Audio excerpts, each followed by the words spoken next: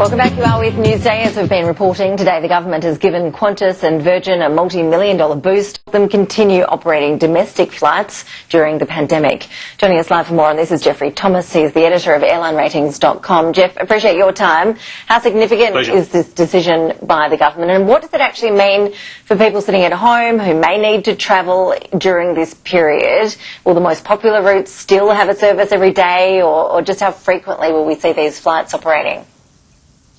Look, it's certainly helpful to call it a lifeline to keep Virgin going or Qantas going is really a stretch, because all it's doing is underwriting the cost of Virgin operating 64 flights a week and Qantas operating 164 flights a week.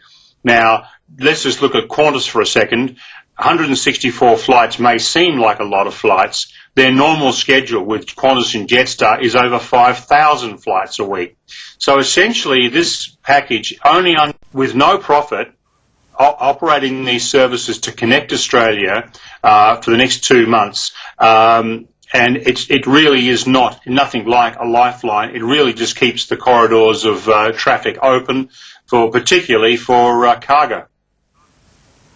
Should it, though, also help with the freight situation? There has been fears, I know, that we don't have enough capacity for freight deliveries.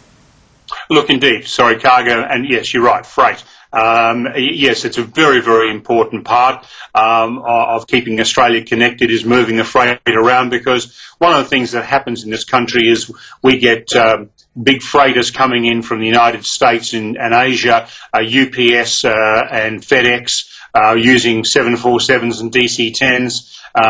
That sort of pure freighter aircraft, they come into Sydney and Melbourne, and then distribution centres then send the freight around Australia. Now, if we don't have a domestic network of any, that freight really can't move, and we need a lot of that, that freight as spare parts, for instance, for the resource industry in Western Australia. So there's components are needed everywhere around the country to keep the economy going. So this network is essential.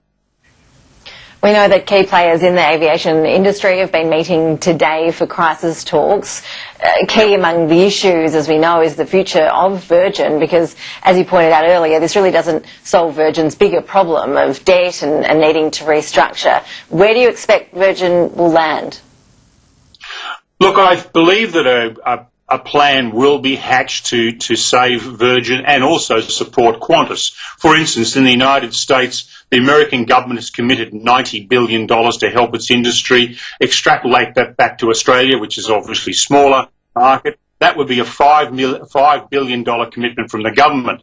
Now, we should note, Prime Minister Michael McCormack has mentioned, we're supporting the industry with $1 billion. Well, that's really not true at all, because $700 million of that is a relief from fuel excise and navigation charges if both airlines were operating a full network, which clearly they're not operating anything like a full network. So that $700 million that they're touting is actually meaningless. So, we need something substantial here to support our airlines, because we need two, because if we don't have two, airfares will go up by at least 20%.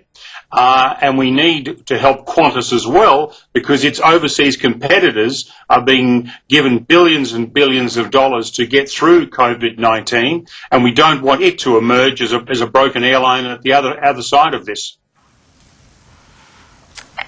You're right. I mean, there's so many consequences on so many fronts. If we do just see one major carrier in airfares, Jeff, would be one of the key results of that, wouldn't it? In terms of having a lack of competition, we might find that our air travel gets a whole lot more expensive if that's the path that ends up being taken.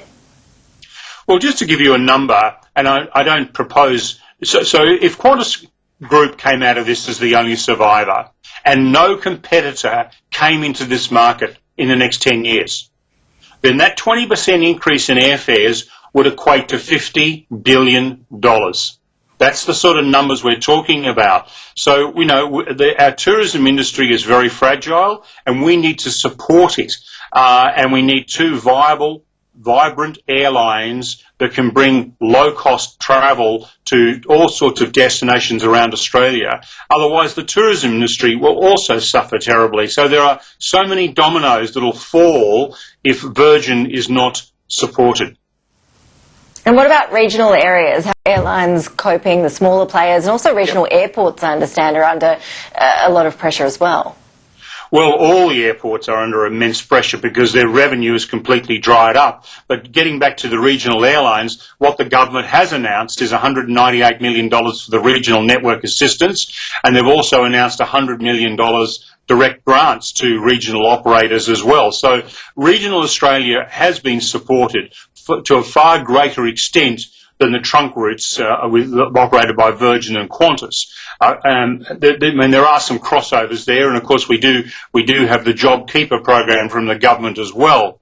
But that, unfortunately, is not nearly enough to prop up the whole industry. And I think Josh Frydenberg, the Treasurer, had mentioned that we need a whole of industry approach. So that would capture the major airlines and the airports and the related industries. So we do need something, because airlines are a very, very important part of our economic infrastructure, and we don't want the system broken.